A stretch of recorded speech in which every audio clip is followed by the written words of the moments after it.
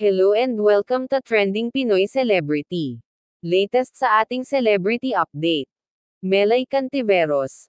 Proud na proud sa panganay na anak nila ni Jason Francisco, na si Mela. Sa mga video at larawan na ibinahagi ni Melay sa social media, ay makikita ang kanilang anak na sumali sa Miss Sports Fest sa kanilang paaralan.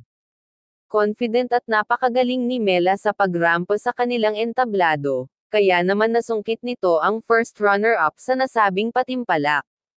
Maging ang bunsong anak ni Melay na si Stella, ay proud at supportive sa kanyang ate.